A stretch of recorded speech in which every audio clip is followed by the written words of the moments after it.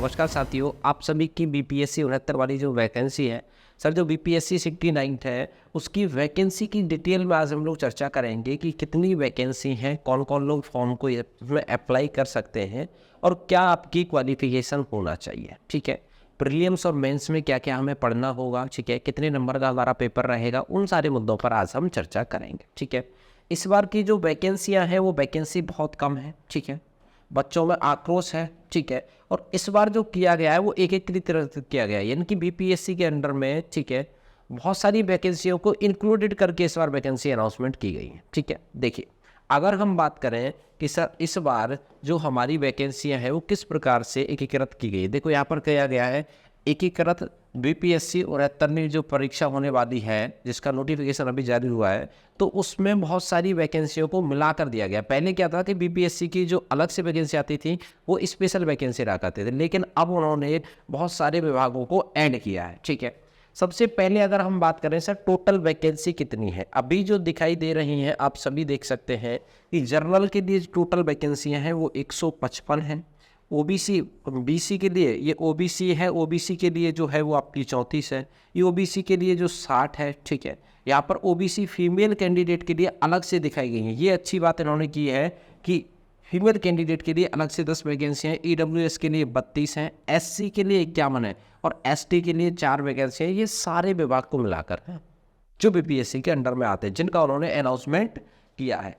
अब अगर हम बात करें एप्लीकेशन कब से इसका फॉर्म भरना स्टार्ट होगा, फॉर्म आप कब से भर सकते हैं, यहाँ पर अगर आप देखेंगे 15 जुलाई से आप इसका फॉर्म भरना स्टार्ट करेंगे। ठीक है, नोटिफिकेशन आपका रिलीज हो चुका है 15 जुलाई। ठीक है, 15 जुलाई से इसके फॉर्म भरने स्टार्ट होंगे और अगर हम बात करें तो 5 अगस्त इसकी लास्ट डेट होगी। फीस पेमेंट के लिए लास्ट डेट कितनी है सर, 5 अगस्त।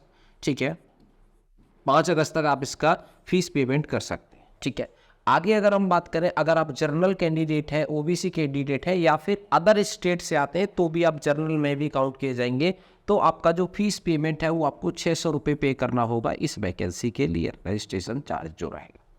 एससी एसटी की और फिजिकल हैंडीकैप की अगर हम बात करें तो यहाँ पर 150 चार्जेस आपके लिए रखा गया है। फीमेल कैंडिडेट बिहार नुमा यानी कि उनके लिए भी आपका जो है वो 150 फीस चार्जेस रखा गया है। अब अगर मैं बात करूँ कि गुरुजी एज का अगर हम देखते हैं कि एज क्या होने वाली है, ये आपकी क्या है सर, फॉर्म की डेट है, अभी एग्जाम की डेट अनाउंसमेंट नहीं हुई है, जैसे अनाउंसमेंट होगी तो आपको बता दिया जाएगा। आगे देखिए यहाँ पर अगर हम बात करें जो मिनिमम एज है ना, इनका जो मिनिमम एज है वो 20 है। ठीक है, और कुछ पोस्टों के लिए 22 है। ठीक है, वो आप जैसे नोटिफिकेशन मैं इसके डिस्क्रिप्शन बॉक्स में डलवा दूंगा और जब आप डिस्क्रिप्शन बॉक्स से नोटिफिकेशन डालोगे तो उसमें सारी जो वो है डिटेल है उनको आप अच्छे से पढ़ सकते हैं, समझ सकते हैं। ठीक है, यहाँ पर देखो मैक्सिमम एज है वो मेल कैंडिडेट के लिए 37 है, मैक्सिमम एज फीमेल कैंडिडेट के लिए 40 है। ठीक है, ये पोस्ट वाइज रहता है। अगर हम बात करें कि सर इसे कब काउंट किया जाएगा, ये जो आपकी एज है वो 1 अगस्त 2023 से काउंट की जाएगी। कब से ड्यूटी हो जाएगी सर, ये जो हमारी जो एज है वो 1 अगस्त 2023 से हमारी काउंट की जाएगी। ठीक है, देखो यहाँ पर लिखा हुआ है एज रिलैक्सेशन एक्स्ट्रा एज पर age BPSC 69 rules and regulations के अकॉर्डिंग ही होगा। नेक्स्ट, अब देखो यहाँ पर आपके पास में अगर एलिजिबिलिटी क्राइटेरिया की बात करें तो सर आपके पास में ग्रेजुएशन किसी भी भारत के किसी भी संस्थान से होगी तो आप अपेयर कर सकते हैं, अप्लाई कर सकते हैं। अब अगर हम यहाँ पर देखें टोटल जो पोस्ट है वो 346 है। ठीक है, और आप 4 पोस्ट वाइज एलिजिबिलिटी,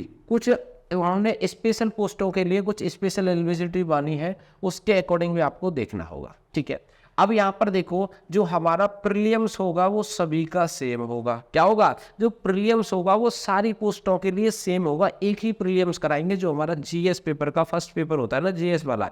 ठीक है, जिसमें हमारा history, polity, geography, Bihar special, ठीक है, सीसेट वाला भी पोर्शन जिसमें मैथ और रीजनिंग के कुछ क्वेश्चंस आपको देखने के लिए मिलते हैं, जिसमें टोटल जो होते हैं वो आपके 150 क्वेश्चंस होते हैं। ठीक है, वो सभी का इन्होंने कंबाइंड कर दिया। ये इन्होंने क्या किया, शायद हो सकता है कि उनको ज़्यादा एग्जाम्स कराने में दिक्कत हो रही हो, तब उन्होंने कह दिया कि सभी का प्रीलिम्स है वो सेम होगा और मेंस आपका क्राइटेरिया वाइज रहेगा कि अगर आप किसी स्पेशल पोस्ट के लिए जा रहे हैं जिसमें ऑप्शनल की जरूरत है तो आप ऑप्शनल के थ्रू दे सकते हैं। और यहाँ पर अगर आप देखोगे तो जैसे ही आपका प्रीलिम्स होता है तो मेंस के लिए जो कट ऑफ होगी उसमें आपके 10 गुने बच्चों को पास किया जाएगा। क्या किया जाएगा, 10 गुना बच्चों को बुलाया जाएगा प्रीलिम्स से, ठीक है। यहाँ पर अगर हम आगे बात करें तो यहाँ पर देखेंगे मेंस के लिए। मेंस के लिए ये सारी आपकी ऑप्शनल सब्जेक्ट है, इन सब में से आप एक कोई ऑप्शनल सब्जेक्ट चूज कर सकते हैं। जैसे ही हमारा प्रीलिम्स होगा, प्रीलिम्स के बाद में फिर हमारी बारी आती है GS number 2, GS paper 2, GS paper 3। अगर उस पेपर को आप हटा दोगे तो इनको फिर काउंट करोगे जीएस 1, जीएस 2 और लास्ट में होगा आपका निबंध, ठीक है, जो कि आपके 300 अंक के होने वाले हैं, ठीक है। अब देखते हैं आगे। ये हमारा प्रीलिम्स का सिलेबस है जिसमें हमसे जर्नल साइंस पूछी जाती है, event of national and international importance, history of Bihar, Indian history, geography है, इंडियन पॉलिटी है, इकोनॉमिक है, ठीक है। और ये हमारा लास्ट में आ जाता है सर वो सीसेट वाला पोर्शन, जिसमें हमारे कुछ मैथ्स वाले और कुछ रीजनिंग वाले क्वेश्चन हमसे पूछे जाते हैं।